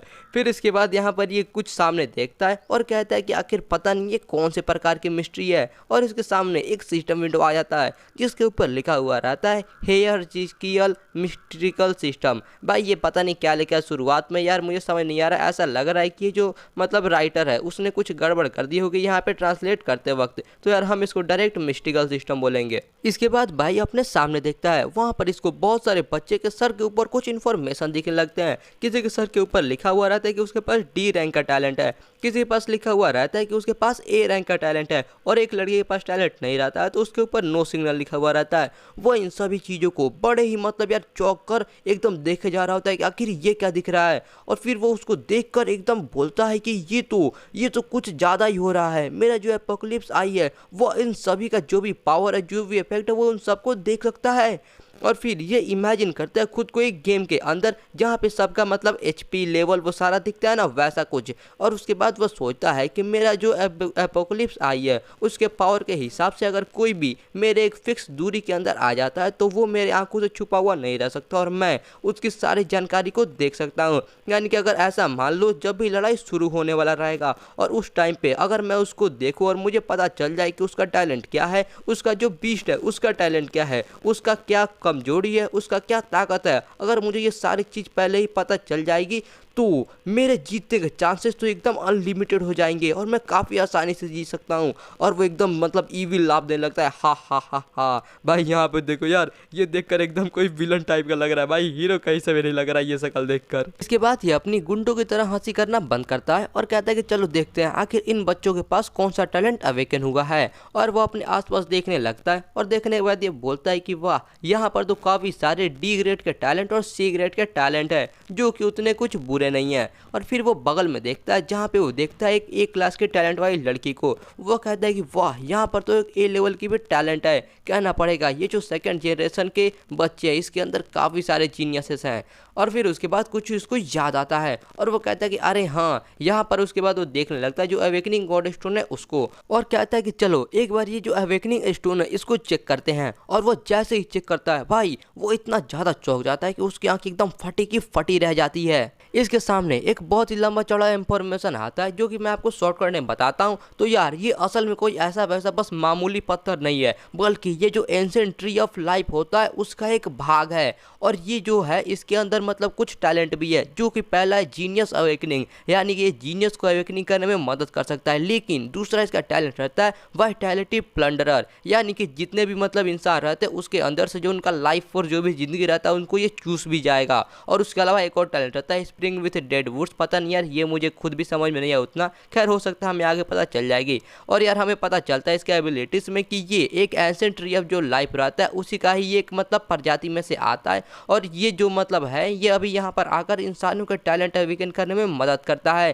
ताकि उनके टैलेंट को ये कंट्रोल कर सके। और ऊपर से ये जो मतलब है इसको अभी ज़्यादा यहाँ पे न्यूट्रिएंट्स नहीं मिल पा रहे खुद को ग्रो करने के लिए, इसलिए ये जो इंसान रहते हैं उनका जो भी मतलब पावर रहता है उसको ये चूस रहा है। और वो भाई यहाँ पे देखता है तो वो कहता है क्या ये कोई ऐसा वैसा स्टोन नहीं बल्कि एक स्पिरिचुअल बीस्ट है। और फिर उसके बाद ये देख के बहुत ज़्यादा चौंक जाता है और कहता है कि ऊपर से ये तो एक डिवाइन बीस्ट है और वो भी लेजेंडरी लेवल का। इसके बाद हम देखते हैं यहाँ पे एक आदमी रहता है जो कि चिल्ला रहा होता है कि सभी लोग कृपया करके यहाँ पे रजिस्टर करने के लिए अपना अपना जरा लाइन बना लीजिए। और यहाँ पर भाई जो बाई रहता है ये भी लाइन के अंदर चला जाता है, लेकिन अभी भी ये मन में सोच रहा होता है कि ये जो अवेकनिंग स्टोन है इसने अनगिनत लोगों का मदद किया उनको टैलेंट अवेकन करने के लिए और एक बहुत ही शानदार एरा लाने के लिए भी मदद किया है। लेकिन ये जो अवेकनिंग स्टोन है जो कि क्यूसी फेडरेशन का एक कॉर्नर स्टोन भी कहा जा सकता है, किसे पता था वो एक्चुअली में एक गॉड लेवल का बीस्ट होगा जो कि अपना मुंह बदल कर यहाँ पे बैठा हुआ है। और मैं ये सोच रहा हूँ कि जो क्यूसी फेडरेशन है क्या उसके जो हायर अप्स यानी कि जो इसके लीडर्स होते हैं क्या उनको ये बात पता है। अगर इनको ये बात पता है तब तो ठीक है, लेकिन अगर उनको ये बात पता नहीं होगी तो अगर ये जो वॉल ट्री है मतलब ये वॉल ट्री का एक बीज है और इसके सभी इंसान एक ट्रेजर की तरह समझ रहे हैं। इस बीस्ट के पास भी एस रैंक का टैलेंट है, गॉड लेवल का स्किल है और इतने सारे ऑरेंज लेवल के हाई लेवल के स्किल्स है। अगर ये इन सभी को अवेकन कर लेता है तो जो क्यूसी फेडरेशन है उनको एक बहुत ही बड़ा झटका लगेगा। इसके बाद हम देखते हैं कोई लड़का एक मशीन के ऊपर अपना हाथ रख देता है और यहाँ पर ये जो मशीन रहता है वो बताता है कि इसका टैलेंट कौन से लेवल का है और इसका कौन सा टैलेंट है ये भी बताता है और साथ ही साथ उसको रजिस्टर भी कर देता है। और इधर से जो बाई रहता है यह भी सोच रहा होता है कि ये जो बीस्ट की दुनिया है ये इतना सिंपल नहीं है जितना कि मैंने सोचा था। और फिर इसके बाद यहाँ पर बाई की बारी आ जाती है। ये आदमी उसको बोलता है कि प्लीज़ जो आपका हाथ है उसको टेस्टर पे रखिए और ये अपने हाथ को टेस्टर पे रख देता है और फिर मन में सोचता है कि हटाओ छोड़ो, मुझे अभी इन सारे चीज़ों के बारे में सोचने की ज़रूरत नहीं है, अभी ये सारी चीज़ मेरे पहुँच से बहुत ज़्यादा दूर है। जब मेरा पावर थोड़ा ज़्यादा बढ़ जाएगा तो मुझे अपने आप ही इन बीस्ट की दुनिया के बारे में सब कुछ पता चलने लगेगा। और उसके बाद यहाँ से ये जो आदमी रहता है वो इसके सारे इन्फॉर्मेशन को देखने लगता है और फिर देखते देखते वो जो फाइनली जो टेस्ट रहता है उसको वो स्टार्ट कर देता है। हुआंग मन में सोचता है कि भले यहाँ पर मैं ज़्यादा शो ऑफ नहीं करना चाहता हूँ लेकिन अब मेरे पास कोई भी रास्ता नहीं बचा हुआ है, मुझे एक जीनियस का रास्ता चुनना ही होगा। अब यहाँ पर ये सभी लोग बहुत ही ज़्यादा चौंकने वाले हैं। और फिर वो कहता है हे इंसानों अब मेरे सामने झुको, मेरे मिस्टिकल टैलेंट के सामने घुटनों पर आ जाओ। और इसके हाथ में से बहुत ही तेज लाइट निकलने लगती है, लेकिन अफसोस ये लाइट सिर्फ इसके इमेजिनेशन में होती है क्योंकि असल में इसके हाथ में कुछ भी नहीं होता और वो वैसे ही रखा हुआ रहता है। फिर ये आदमी बताता है कि जो तुम्हारा टैलेंट है वो ए लेवल का है। ये सुनकर भाई ये बहुत ज़्यादा चौंक जाता है, कहता है क्या बस ए लेवल का। और तभी उसके बाद जो मशीन रहता है ये चिल्लाना शुरू कर देता है, ये बोलने लगता है कि ये जो टैलेंट है इसको ये आइडेंटिफाई नहीं कर सकता क्योंकि जो इसका टैलेंट है वो ए लेवल से ऊपर है और इस मशीन का उतना औकात नहीं है कि ये ए लेवल के ऊपर के टैलेंट को आइडेंटिफाई कर पाए। मतलब भाई ऐसा लग रहा है पुराने जमाने कुछ मशीन है। फिर ये आदमी कहता है क्या ये आइडेंटिफाई नहीं कर पा रहा है, ये तो बड़ी अजीब बात है। और फिर वो अपना जल्दी जल्दी चेक करने लगता है कि आखिर यहाँ पे कौन से सिस्टम में दिक्कत हो रहा है। तभी यहाँ पर पीछे से मिस्टर वो आ जाते हैं और बताते हैं कि ये जो मशीन है ये सिर्फ इस लेवल के नीचे के टैलेंट को ही आइडेंटिफाई कर सकता है और बहुत टाइम हो चुका है जब तक हमारे बाइलियन सिटी में एक इस लेवल का टैलेंट आया था, तो ये तो नॉर्मल सी बात है कि ये मशीन इसको पता नहीं लगा सकता और आज तुम लोगों को भी इस बारे में पता नहीं है। और फिर इसके बाद ये आदमी आकर बोलता है कि जो अवेकनिंग प्रोसेस अभी ये जो हुआ था ये एक लेजेंडरी टैलेंट का जन्म का मतलब ऐसे रिलेटेड उसका शुरुआत है, तो ये जरूर कोई इस लेवल का ही टैलेंट होगा, तो तुम इसको ऐसे ही रजिस्टर कर दो। ये आदमी बोल देता है कि ठीक है और ये उसके बाद जाने लगता है और जाते जाते बोलता है कि जो इस लेवल का टैलेंट है ये हमारे दुनिया में बहुत ही ज़्यादा रेयर है, इस बच्चे का जो फ्यूचर है वो तो बहुत ज़्यादा ब्राइट होने वाला है। लेकिन भाई तुझे पता नहीं है कि ये इस लेवल का नहीं बल्कि एक मिस्टिकल लेवल का टैलेंट है। खैर इसके बाद ये आदमी फाइनली ये सारा इन्फॉर्मेशन को अपडेट करता है और अनाउंस कर देता है कि जो 22 आवान है इसका जो टैलेंट है वो एक इस लेवल का टैलेंट है। ये सुनते ही सभी बच्चे भी चौंक जाते हैं, कहते हैं क्या क्या तुमने ये सुना, इस लेवल का टैलेंट, वाह ये तो बहुत ज़्यादा पावरफुल है। सभी बच्चे इसके चारों तरफ बहुत ज़्यादा भीड़ लगा लेते हैं और इसकी बहुत ही ज़्यादा तारीफ करना शुरू कर देते हैं और इसके इस लेवल की जो टैलेंट रहती है उसकी भी बहुत ज़्यादा मतलब तारीफ करना शुरू कर देते हैं। मतलब यार होता है ना एक पावरफुल आदमी देखा नहीं यार, सब सब इसका तारीफ करना और चूना लगाना शुरू कर दिए। ये मन में सोचता है कि जो मेरा टैलेंट है वो तो एक मिस्टिकल लेवल का टैलेंट है, भाई इनको क्या ही तो बड़ा वाला गलत फहमी होता है। लेकिन खैर ये उनको सही नहीं करता है और बताता नहीं है और वो कहता है कि हाँ हाँ बस मेरा नसीब अच्छा था। लेकिन ये बच्चे अभी भी इसका तारीफ किए जा रहे होते किए जा रहे होते हैं। मतलब भाई हो गया यार, कितना मक्खन लगाओगे। फिर इसके बाद ये जो मतलब एग्जामिनर रहता है ये सभी को कहता है कि चलो अब तुम्हारा टेस्ट हो चुका है, या फिर जिनका भी टेस्ट नहीं हुआ है वो सब जल्दी से यहाँ पे लाइन पर आ और जल्दी यहाँ पर आकर अपना रजिस्ट्रेशन पूरा करो, क्योंकि जो बच्चों का नेक्स्ट वाला बैच है वो भी बहुत जल्दी यहाँ पे आने वाला है। इसके बाद फाइनली यहाँ पे बाई को छुटकारा मिलता है और वो यहाँ से जाने लगता है और कहता है कि अचानक से ये सब एकदम मतलब मेरे पास आकर इतना ज़्यादा तारीफ करने लगे, ये मुझे एकदम ये अचानक से ऐसे अच्छा नहीं लगता है। और वो मन में सोचता है कि अफसोस मेरा नसीब सही नहीं है कि जो मेरा लेजेंडरी रैंक का टैलेंट है, मतलब मिस्टिकल रैंक का ये बोल रहा है, वो ये इवैल्यूएशन मशीन के अंदर रिवील नहीं हो पाया है। लेकिन ये जो मशीन है ये क्यूसी फेडरेशन का बहुत ही मतलब कीमती मशीन है और ये अभी तक हजारों बच्चों का टैलेंट चेक कर चुका है और कभी भी गलत नहीं है। भाई अपने ख्यालों में खोया खोया ही सामने आ रहा होता है कि सामने से इसका ग्रैंडपा खड़ा रहता है जो कि बोलता है कि श्यावान, तुम्हें अपना जो टैलेंट का म्यूटेशन हुआ है उसके बारे में कैसा महसूस हो रहा है, कहीं तुम्हें कुछ खराब महसूस तो नहीं ना हो रहा है। ये देखकर कहता है ग्रैंडपा आप यहाँ पे क्या कर रहे हो। और फिर उसके बाद ये बोलता है ग्रैंडपा मुझे मतलब बहुत ही अच्छा लग रहा है, लेकिन मुझे माफ़ कर देना क्योंकि मैं इस मौके का फ़ायदा उठाकर अपने लिए एक मतलब बीस्ट स्पेस जो रहता है उसको नहीं बना पाया। और भाई इसको लगता है कि इसका ग्रैंडपा कुछ डांटेगा, इसकी वजह से अपना मुंह ये झुका लेता है और फिर ये धीरे से अपना मुंह ऊपर उठाता है, जिसके बाद जो इसका ग्रैंडपा रहता है भाई काफ़ी ज़्यादा ये खुश रहता है और कहता है कि तुम्हें यहाँ पे सॉरी बोलने की कोई भी ज़रूरत नहीं है, क्योंकि जो तुम्हारा टैलेंट है वो ए से इस रैंक में जा चुका है, इसके वजह से ये सबसे बड़ी बात है। और हमारे फैमिली के पास पहले ही बहुत ज़्यादा रिसोर्सेस है, भाई इनका फैमिली तो है ही एकदम अमीर, आखिर ये सिटी लॉर्ड जो है। और उसके बाद ये बोलता है कि तुम हमारे फैमिली के अंदर मतलब घर पे वापस जाकर एक रॉयल बीस्ट स्पेस आराम से वहाँ पे बना सकते हो। भाई अपने ग्रैंडपा को बताना चाह रहा था कि ग्रैंडपा एक्चुअली मैं एक जी, और वो इतना ही बोलता है कि सिस्टम उसको रोक लेता है और सिस्टम उसको कहता है कि तुम इस बात को नहीं बोल सकते। इसके बाद ये थोड़ा मतलब काफ़ी सीरियस हो जाता है और कहता है कि क्या ये आई ऑफ एपोकलिप्स का वार्निंग है। और फिर यहाँ पर इसका ग्रैंडपा भी बोले जा रहा होता है कि चलो हम लोग जाकर थोड़ा जो न्यू इंपीरियल बीस्ट टैलेंट जिन बच्चों का है मतलब उनको जाकर थोड़ा देखते हैं। चलो हम लोग सबसे पहले लॉन्च के अंदर चलते हैं, वहाँ पे थोड़ा शांति होगा और वहाँ पे हमें कोई डिस्टर्ब नहीं करेगा। इसके बाद ये मतलब ग्रैंडपा जाने लगता है, इसके पीछे पीछे बाई भी आने लगता है और बाई मन में सोचता है कि ऐसा लग रहा है कि मैं अपने मिथिकल टैलेंट के बारे में अपने फैमिली को भी नहीं बता सकता। इसका मतलब ये है कि मुझे और भी ज़्यादा सावधान रहने की ज़रूरत है और साथ ही साथ मुझे ये जो आई ऑफ एपोकलिप्स है इससे थोड़ा बहुत एक्सपेरिमेंट भी करने की ज़रूरत है कि आखिर ये कौन कौन से काम को कर सकता है, मुझे इसके बारे में और जानकारी इकट्ठा करना होगा। इसके बाद भाई अपने ग्रैंडपा के साथ साथ गेट से बाहर आता है। बाहर आते ही वो अपने सामने एक लाल रंग के कुत्ते को देखता है और उसका इन्फॉर्मेशन वो सामने देखने लगता है और उसको देखकर पहले तो ये मन में सोचता है कि ऐसा लग रहा है कि सामने वाला का चाहे कितना ये स्ट्रेंथ हो, कितना ये पावरफुल हो, लेकिन वह मेरे इंटेलिजेंस से नहीं बच सकता। मतलब जो सिस्टम है ये इसको सारा इन्फॉर्मेशन बता देता है, सामने वाला चाहे कितना ही पावरफुल हो। मतलब यार ये तो मामूली सी बात है, अगर थोड़ी देर पहले तुमने गॉड लेवल का जो अवेकनिंग स्टोन था उसका इन्फॉर्मेशन देख लिया तो ये भाई कुत्ता बिल्ली क्या ही चीज़ है। यार यहाँ पे हम कुत्ते का इन्फॉर्मेशन देखते हैं जहाँ पे इसका नाम होता है रेड फायर डॉग और इसके बारे में आगे कुछ नहीं बताया जाता है, लेकिन तभी सिस्टम इसको मतलब कुछ टिप्स देने लगता है आजू बाजू में जो भी इसके ट्रेजर रहते हैं उसके ऊपर। मतलब यार खजाना भी ढूंढ के देगा इसको ट्रेजर। वो अपने अगल बगल में देखता है और कहता है कि 10 मीटर के अंदर यहाँ पर जितने भी ट्रेजर है, जिन लोगों के पास भी मतलब जो भी खजाना है वो इन सभी को आराम से देख सकता है और कोई भी इसकी आंखों से नहीं बच सकता है। फिर ये अपने बगल में घूम के देखता है जहाँ पे 2 लड़कियाँ बातें कर रही होती है और इन दोनों लड़कियों के पास में कोई मतलब जेड टाइप का कोई अलग अलग टाइप का मतलब ट्रेजर रहता है, जिसको कि ये देखकर काफ़ी हंसने लगता है। और भाई एकदम ईविल टाइप कहाँ से लगता है, भाई जाके उनका ट्रेजर चुराने का सोच रहा है क्या। ये कहता है कि जैसे जैसे मेरा स्ट्रेंथ बढ़ते जाएगा वैसे वैसे जो मेरा मतलब खजाना ढूंढने का रेंज है वो भी बढ़ते जाएगा। मतलब यार अभी तो इसका 10 मीटर का रेंज हो सकता है बाद में और भी ज़्यादा बढ़ जाए। और ये मन में सोचता है कि ऐसा भी हो सकता है कि एक दिन ऐसा टाइम आएगा जब मैं ये पूरे दुनिया को अपना मतलब ट्रेजर ढूंढ पाऊंगा और पूरे दुनिया इतना इसका रेंज फैल जाएगा और उस टाइम पे मैं सबसे पावरफुल भगवान बन जाऊंगा।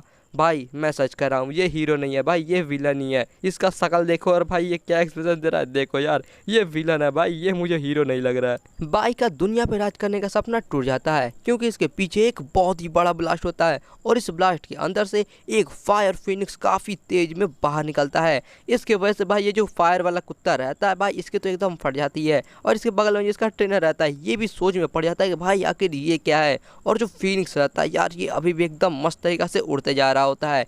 इधर से बाई उसको देखकर कहता है कि फीनिक्स, क्या ये फीनिक्स है? इसके बगल में जो ग्रैंडपा रहता है वह कहता है कि ये जो ऐसा लग रहा है कि मतलब ये फीनिक्स के शेप का एक फायर है, ऐसा लग रहा है कि ये भी एक इस लेवल का टैलेंट है जो किसी ने अवेकन किया होगा। शायद से ये जो फैंग फैमिली के लोग हैं ये उनका ये टैलेंट है, जरूर उनका किस्मत इस बार तो बहुत ही अच्छा होगा। बाई भी समझ जाता है कि ये उसी लड़की ने लग रहा है कि टैलेंट अवेकन किया है जिसने इसके साथ बेट लगाया था। वो कहता है कि एक्चुअली मैंने तो थोड़ा प्लान किया था कि मैं उसके सामने जाकर थोड़ा शो ऑफ करूंगा और उसका बना हुआ चेहरा देखूंगा और बहुत ही मजे करूंगा, लेकिन मेरा नसीब खराब है क्योंकि हम दोनों ने इस रैंक का ये टैलेंट अवेकन किया है।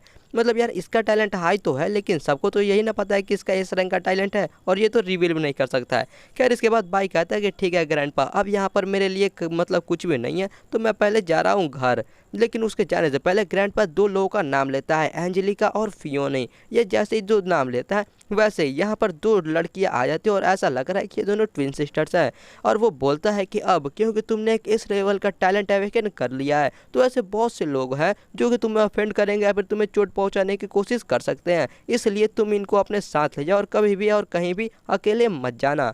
फिर इसके बाद एक लड़की बताती है, वो बोलते हैं कि मेरा नाम है एंजेलिका और मैं एक गोल्डन बीस्ट मास्टर हूँ। फिर दूसरी लड़की बताती है मेरा नाम है फियोनी और मैं भी एक गोल्डन बीस्ट मास्टर हूँ। मतलब भाई दो गोल्ड रैंक के बीस्ट मास्टर बॉडीगार्ड के तौर पे कहना पड़ेगा यार, ये बुढ़ऊ के पास ज़्यादा दम तो है। बाई मन में सोचता है कि ऐसा लग रहा है ग्रैंडपा ने पहले ही सब चीज़ की तैयारी कर रखी है। इसके बाद फिर ग्रैंडपा इसको एक चाबी देता है और कहता है कि श्यावान, ये हमारे खजाने की चाबी है, उसके अंदर जितने भी चीज़ रखे हुए हैं तुम उसका इस्तेमाल कर सकते हो और अपना रॉयल बीस्ट स्पेस को अच्छे से बना सकते हो। इसके बाद बाई भी उसके चाबी मतलब ले लेता है और कहता है थैंक यू ग्रैंडपा। और लेने के बाद वो हमें बताता है कि जो इसका ट्रेजर ट्रोव है इसके अंदर बहुत सारे पावरफुल क्रिस्टल वाल लगे हुए हैं जो कि कोई भी इंपीरियल बीट स्पेस रहता है उसके ग्रोथ के लिए बहुत ही ज़्यादा ज़रूरी रहता है और बहुत ही ज़्यादा फ़ायदे वाला भी रहते हैं। आमतौर पे जो बीस्ट मास्टर रहते हैं वो स्पिरिचुअल क्रिस्टल का इस्तेमाल करते हैं ब्रेक थ्रू करने के लिए, और वो करने के बाद जो उनका बीस्ट स्पेस रहता है उसको भी वो लोग ब्रेक थ्रू करके नेक्स्ट लेवल पर लेके जा सकते हैं।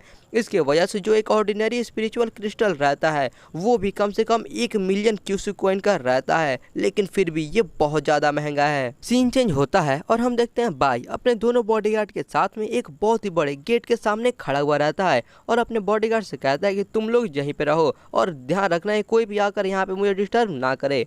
वो दोनों भी कह देती है हाँ। इसके बाद ये अपने चाबी को एकदम घूर घूर के देखने लगता है और उसके बाद वो फाइनली अपने चाबी को गेट के अंदर लगा देता है। गेट के अंदर लगाते ही जो मतलब गेट रहता है इसके चाबी को, इसके ब्लड लाइन को, इसके खून को, इसको पूरा का पूरा स्कैन करता है और करने के बाद फाइनली वो गेट धीरे धीरे करके ओपन होना शुरू हो जाता है और इधर से बाई भी खड़ा होकर उस गेट को ओपन होते हुए देख रहा होता है। फाइनली ये गेट पूरा ओपन हो जाता है और बाई इस गेट के अंदर आ जाता है। यहाँ पर आकर वो देखता है इसके चारों तरफ बहुत ही अलग अलग प्रकार के बहुत ही महंगे महंगे चीज़ें रखे हुए रहते हैं जो कि एक से बढ़कर एक रहते हैं।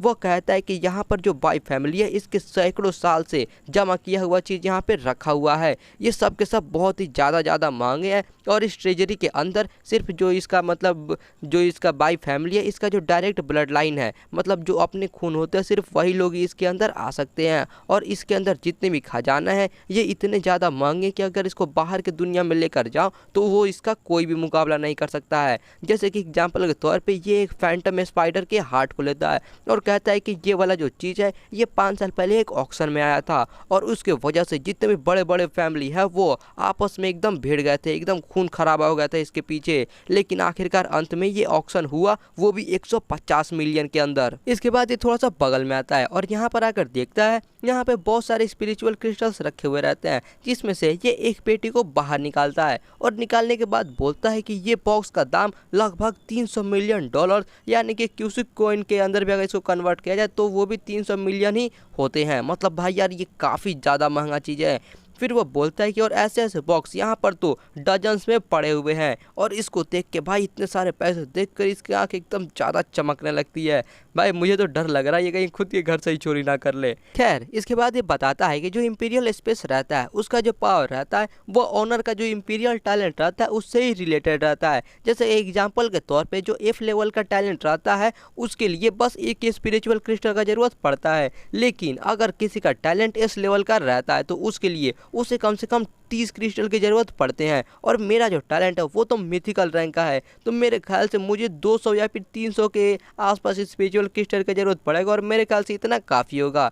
उसके बाद ये अपने सामने 2-3 पेटी को खोल के सामने रख लेता है और उसके बाद ये अपना टैलेंट को ऑन कर लेता है और फाइनली ये अपना इंपीरियल स्पेस को बनाना शुरू कर देता है। ये जैसे ही सोचता है अपना इंपीरियल स्पेस बनाने का कि जो इसका टैलेंट रहता है एनलाइटमेंट फ्रॉम हेवन, और भाई ये इस टैलेंट का सिर्फ एक ही पार्ट है, तो मतलब ये वाला इस टैलेंट का पार्ट ऑन हो जाता है, जिसके वजह से इसके सामने 3 ऑप्शन आ जाते हैं। एक होता है कॉमन मिस्टिकल बीस्ट स्पेस, जिसको बनाने के लिए इसको 333 स्पिरिचुअल क्रिस्टल लगेंगी। दूसरा होता है इसी का एनहांस वाला वर्जन, जो कि बनाने के लिए इसको 666 स्पिरिचुअल क्रिस्टल्स लगेंगी। और तीसरा होता है परफेक्ट मिस्टिकल बीस्ट स्पेस, और इसको बनाने के लिए भाई इसको 999 स्पिरिचुअल क्रिस्टल्स लगेंगी। ये देखकर तो भाई एकदम ज़्यादा चौंक जाता है, उसके पसीने छूटने लगते हैं और वो समझ नहीं पाता है आखिर ये है क्या। फिर वो मन में सोचता है कि ऐसा लग रहा है कि अगर मेरे मन में कोई भी डाउट आता है तो मेरा जो टैलेंट है वो अपने आप ही मुझे सही रास्ता दिखाएगा उसको सॉल्व करने का। सच में मेरा ये जो एबिलिटी है ये तो किसी जो एनसाइक्लोपीडिया रहता है सारा जानकारी देने वाला, उससे भी बहुत ज़्यादा आगे है। मेरा जो ये मिस्टिकल टैलेंट है आई ऑफ एपोकलिप्स, शायद ऐसा हो सकता है कि इसके अंदर ऐसे और भी बहुत सारे छुपे छुपे फीचर्स अभी हैं जो कि मुझे धीरे धीरे करके अच्छे से ढूंढना होगा। खैर अभी के लिए चलो अपना जो इंपीरियल स्पेस है उसको पहले हम बना लेते हैं, जिसके बाद जो सबसे महंगा वाला ऑप्शन रहता है 999 वाला जो परफेक्ट वाला बीस्ट स्पेस रहता है उसको ये चूज कर लेता है। हाँ भाई चूज करो, आखिर कौन सा तुम्हारा पैसा जा रहा है, बाप दादा कहीं तो पैसा उड़ाना है। खैर इसके बाद ये जैसे ही चूज करता है वैसे ही जो इसका इंपीरियल स्पेस रहता है वह बनना शुरू हो जाता है। इसके बाद सीन चेंज होता है और हम देखते हैं कुछ कार्ड्स नीचे गिर रहे होते हैं और ये कार्ड को जो बाई का फादर रहता है वही पकड़ा हुआ रहता है और कहता है कि जब से बाई का जो इस रैंक का टैलेंट का बात अभी तक यहाँ पे फैला हुआ है सब के सब लोग उसी के बारे में बात कर रहे हैं। ये जितने भी डिग्नेटरीज या फिर जितने भी बड़े लोग हैं वो सब के सब जल्दी जल्दी स्यावान को ढूंढ रहे हैं ताकि वो उसके और ज़्यादा करीब जा सके और उससे कॉन्टैक्ट बना सकें। जो उसकी मदर रहती है ये भी बोलते हैं कि हाँ कल तो जो मिस्टर फैंग है वो भी पूछ रहे थे कि जो स्यावांग है उसका अभी तक कोई एंगेजमेंट हुआ या फिर नहीं हुआ है। हाँ आखिर मेरा जो स्यावान है वो इतना जल्दी एक बहुत ही बड़ा बच्चा बन गया है। फिर इसके बाद इसके फादर पूछते हैं अपने मतलब ग्रैंड फादर से, यानी कि ये अपने फादर से पूछता है कि फादर जो एन है वो तो एक सप्ताह से ट्रेजर ट्रोव के अंदर बैठा हुआ है, क्या वो ठीक होगा। और ये उसके बाद बताता है कि तुम्हें ज़्यादा फिक्र करने की ज़रूरत नहीं है क्योंकि जो स्यावान है उसके पास इस लेवल का टैलेंट है जो कि बहुत ही ज़्यादा रेयर होता है, तो ये तो नॉर्मल सी बात है कि उसको दूसरे के मुकाबले और भी ज़्यादा टाइम और भी ज़्यादा एनर्जी लगेगा। और वो इतना ही बोलता है कि वो उसको मतलब कुछ महसूस होता है और वो कहता है कि ये ब्रेथ, और वो बोलता है कि जो स्यावान है उसका जो स्पेस वो बना रहा था वो पूरा अच्छे से बना चुका है। और वो जैसे ये बात बोलता है कि इधर से हम स्यावान को देखते हैं, मतलब अपने भाई को देखते हैं जो कि अपना स्पेस बना लिया रहता है और इसके आजू बाजू में काफ़ी मस्त एक लाइट आ रही होती है। और भाई अगल बगल में देखो यार इसने पता नहीं कितने सारे स्पिरिचुअल जो क्रिस्टल रहते हैं इसको फूक डाले, भाई क्या ही तो ज़्यादा पैसे उड़ाए इसने बनाने में। फिर यहाँ पे बहुत ही ज़्यादा मतलब इसका स्पेस बनना शुरू हो जाता है, इधर उधर धुआं आता है, फिर यहाँ पे घास पत्ते पत्थर नदियाँ सब चीज़ बारी बारी करके बनना शुरू हो जाती है। और फाइनली हम यहाँ पे इसका पूरा बीस्ट स्पेस देखते हैं जहाँ पे बीच में तालाब रहता है, घास रहते हैं, पेड़ पौधे पत्थर, मतलब यार सब कुछ रहता है। यार ये एक मिनी गार्डन टाइप का लग रहा है। फिर ये धीरे से अपना आँख खोलता है और कहता है कि ये मेरा रॉयल स्पेस है। और वो अगल बगल में अपने देखता है और कहता है कि ये तो एकदम अमेजिंग है। और यार अब हम यहाँ पे इसका पूरा स्पेस देखते हैं, यहाँ पर भाई बस नदियाँ और ये छोटे मोटे पेड़ पौधे नहीं बल्कि यार पूरा का पूरा पहाड़ है। भाई ये बीस्ट स्पेस, भाई ये गार्डन कम लग रहा है, ये अपना पूरा एक प्रॉपर्टी लेकर घूम रहा है। फिर इसके बाद भाई बताता है किताबों में लिखा हुआ है कि जो नॉर्मल बीस्ट स्पेस रहते हैं वो लगभग 100 फीट के रहता है और वो पूरा का पूरा एक वाइट स्पेस ही रहता है, लेकिन जो मेरा बीस्ट स्पेस है ये तो 10,000 फीट का है और ऊपर से इसके अंदर तो नदी और पहाड़ भी है। फिर वह सामने की तरफ कुछ देखता है और चौंक जाता है क्योंकि उसके सामने एक मतलब सिस्टम का विंडो आ जाता है, मतलब इसका टैलेंट का विंडो आता है। खैर ये सिस्टम नहीं गाइस टैलेंट है, तो आप लोग कंफ्यूज मत होना। तो यहाँ पे ये टैलेंट इसका बोलता है कि जो इसका बीट स्पेस है इसके अंदर इसको 3 मतलब अलग अलग इफेक्ट मिलते हैं, जो कि एक रहता है कि इसका जो भी मतलब पेट रहेगा उसका ग्रोथ टाइम यानी कि जो उसका बढ़ने का टाइम है वो कम कर देगा, यानी कि इसका पेट तेज में बड़ा होगा। उसके अलावा अगर उसके ऊपर कोई भी अगर नेगेटिव या फिर बुरा इफेक्ट पड़ जाता है तो वो इसको रिमूव कर देगा। साथ ही साथ अगर इसके पेट के अंदर कोई हिडन टैलेंट रहता है तो ये बीट स्पेस उसका हिडन टैलेंट भी अनलॉक कर देगा। ये देखकर ये काफ़ी ज़्यादा चौंक जाता है और कहता है क्या साइड इफेक्ट, और बताता है कि आमतौर पे जो भी मतलब आदमी रहते हैं उनका जो बीस्ट स्पेस रहता है उसके अंदर कोई भी ऐसा साइड इफेक्ट नहीं रहता है। कुछ बहुत ही ज़्यादा स्पेशल केस रहते हैं जिसके अंदर शायद ही किसी को कोई स्पेशल इफेक्ट मिल जाता है।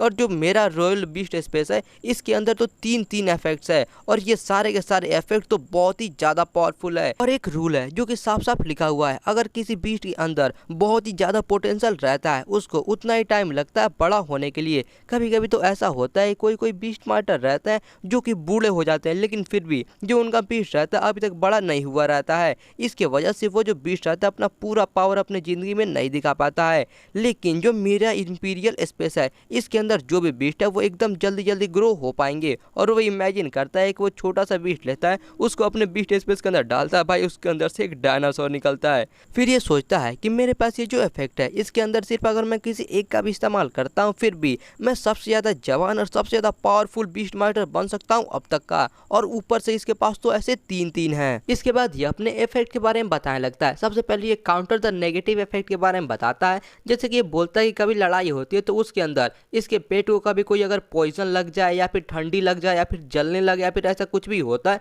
तो ये सिंपली अपने पेट को अपने बीस्ट स्पेस के अंदर वापस बुलाएगा और फिर जब ये वापस इसको बाहर निकालेगा तो उसका एचपी और एकदम मतलब उसका पूरा पावर एकदम अचानक से फुल हो जाएगा। मतलब यार काफ़ी सही चीज़ है। उसके अलावा दूसरा बताता है इंस्पायर हिडन टैलेंट, यानी कि यार जितने भी बीस्ट रहते हैं उन सभी के अंदर जो टैलेंट उनका रहता है वो फिक्स रहता है और उनका अगर टैलेंट अपग्रेड करना हो या फिर चेंज करना हो तो उसके लिए बहुत ही ज़्यादा महंगा महंगा ट्रेजर का इस्तेमाल करना पड़ता है। लेकिन जो इसका बीस्ट स्पेस है वो अपने आप ही धीरे धीरे करके इनके सभी पेट का जो भी हिडन टैलेंट रहेगा वो बाहर निकाल देगा। और ये सोचता है कि इसने जो अपना 999 स्पिरिचुअल क्रिस्टल इसके ऊपर लगाए हैं वो बर्बाद नहीं गए। और फिर इसके बाद ये गेट से बाहर निकलने लगता है और फाइनली ये जब पूरा गेट खोल के बाहर निकलता है तो ये अपने सामने देखता है यहाँ पर इसका पूरा फैमिली खड़ी हुई रहती है और इसका इंतजार कर रही होती है बाहर आने का। इसकी सारी फैमिली बाहर यहाँ पे इसका इंतजार कर रही होती है। सभी को इसके बारे में बहुत ज़्यादा फिक्र हो रही होती है और साथ ही साथ इसकी माँ बोलती है कि जरा देखो तो मेरा आंट कितना ज़्यादा पतला हो गया है, इसने एक सप्ताह से ना कुछ खाया है ना कुछ पिया है।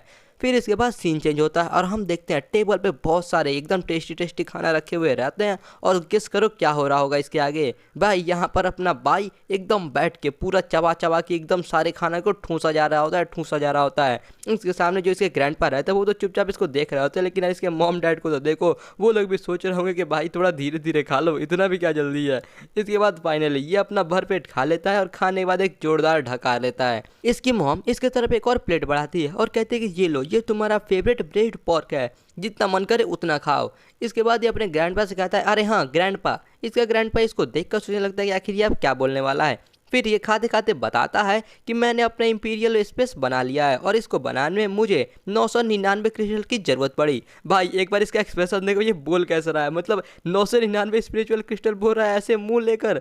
भाई ये तो ऐसा मुंह लेकर बोल रहा है, लेकिन यार इसके फैमिली वालों का मुंह देखो। भाई पीछे जो इसका ग्रैंडपा है वो तो एकदम चुप ही हो जाता है। इसकी जो माँ रहती है वो भी सुन के उसका भी थोड़ा पसीना छूटने लगता है। लेकिन सबसे मस्त फेस है इसके डैड का। भाई इसका एक बार फेस देखो, ये चिल्लाने लगता है 9999, मतलब भाई ये बस 99 ही करते रह जाता है, उससे ज़्यादा इसके मुंह से कुछ आवाज़ ही नहीं निकलता है। फिर ये बैठ के अपना दिल पकड़ लेता है, भाई कहीं ये हार्ट अटैक से ना मर जाए, और कहता है कि मेरे बेटे ने तो सब कुछ लुटा दिया। इतना महंगा अमाउंट सुनकर तो जो इसके ग्रैंड पर रहते हैं इसको भी पसीना छूटने लगता है। ये कहते हैं कि हमारा नसीब अच्छा है कि हमारा फैमिली अमीर है, अगर नहीं तो हम लोग इसको अफोर्ड नहीं कर पाते। मुझे ये नहीं पता था कि जो इस लेवल के टैलेंट होते हैं उनका जो इंपीरियल बीस्ट स्पेस अगर बनाना हो तो उसके लिए इतना ज़्यादा क्रिस्टल लगता है। लेकिन भाई एक बार इसको देखो, इसको कुछ फ़र्क नहीं पड़ता कितना महंगा, ये तो बस अपना खा के मस्त ढकार लेता है। फिर इसका ग्रैंडपा बोलता है कि जो रेड आइड गोल्डन फिश है उसने कुछ टाइम पहले ही अपना अंडा दिया है, तो तुम जाकर एक बार उसे देख लो, अगर तुम्हें पसंद आएगा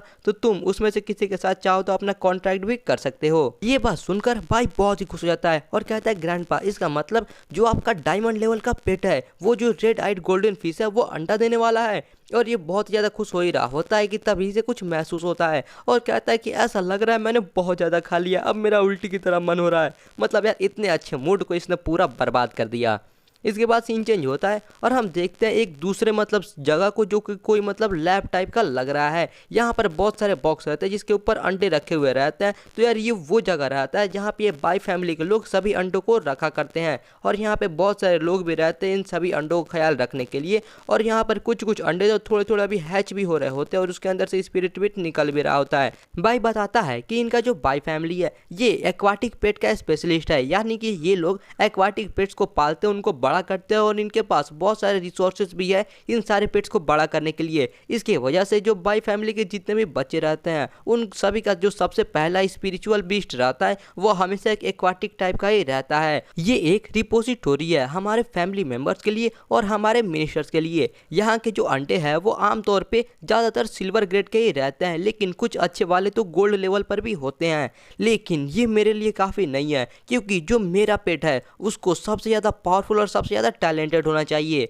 फिर इसके बाद जो इसका ग्रैंडपा रहता है वो एक ताली बजाता है और उसके ताली बजाते ही इसके सामने एक काफ़ी बड़ा खतरनाक दिखने वाला स्पिरिचुअल पेट आ जाता है और हम फाइनली इस स्पिरिचुअल बीस्ट को देखते हैं जो कि यार कुछ भी कहो भाई देखने में तो बहुत ही ज़्यादा शानदार दिख रहा है। इसका नाम होता है रेड आइड गोल्डन फिश और ये डायमंड क्लास का पेट होता है। इसे देखकर बाई का तो मुंह एकदम खुला का खुला ही रह जाता है, वो उसको बस देखते ही रह जाता है। और यहाँ पर ये गोल्डन फिश और इसका ग्रैंडपा दोनों इसको आराम से देख रहे होते हैं। ऐसा लग रहा है कि ग्रैंडपा बोल रहा होगा देखा पोते तुम्हारे ग्रैंडफादर का पावर। बाई इस गोल्ड फिश का इन्फॉर्मेशन देखता है तो उसे पता चलता है इसका नाम है रेड आइड गोल्ड फिश और ये एक वाटर सिस्टम का पेट है। इसका जो टैलेंट है वो भी एस रैंक का टैलेंट है जिसका नाम है वाटर ब्रेकर। जो इसके पास स्किल है वो भी काफी पावरफुल है और ये डायमंड रैंक में भी एकदम एक टॉप ग्रेड का बीस्ट है। लेकिन इसके इंट्रोडक्शन में पता चलता है कि इसका टैलेंट थोड़ा अनयूजुअल है। उसके अलावा इसके अंदर अगर ये नहीं होता तो फिर इसका चांस था और भी ज्यादा बढ़ने का, लेकिन यार यहाँ पे पूरा कंफर्म नहीं बताया जाता है। इसे देखकर बाई भी सोचता है कि आखिर यहाँ पर ये जो ग्रैंडपा का पेट है इसको लग रहा है कि कुछ हुआ है। इसके वजह से जो इसका ओरिजिन है ये थोड़ा सा ऐसा लग रहा है कि डैमेज हो गया है, पता नहीं कैसे। मतलब यार यहाँ पे इसके साथ कुछ तो ऐसा लग रहा है सीन हुआ है। ग्रैंडपा अपने पेट से बोलता है हे लाओ, जो स्यावान है इसने सक्सेसफुली अपना इस लेवल का जो टैलेंट है उसको अवेकन कर लिया है, तो मैं उम्मीद कर रहा था कि तुम अपने एक बच्चे को इसे दे देते। फिर यहाँ पर ये जो बीस्ट रहता है ये भी थोड़ा कुछ सोचता है और अपने पॉकेट में लग रहा है कुछ सोचने लगता है। और हाँ, इसका पॉकेट लग रहा है इसके पेट में ही है। लेकिन यहाँ पे बाई सोच रहा होता है कि मैं अपने अपोकलिप्स आई का इस्तेमाल करके कोशिश करूँगा ताकि मैं ढूंढ पाऊँ कोई ऐसा उपाय जिसके मदद से मैं अपने ग्रैंडपा का ये जो रेड आइड गोल्डन फिश है इसका जो ओरिजिन डैमेज हुआ है उसको मैं ठीक कर पाऊँगा।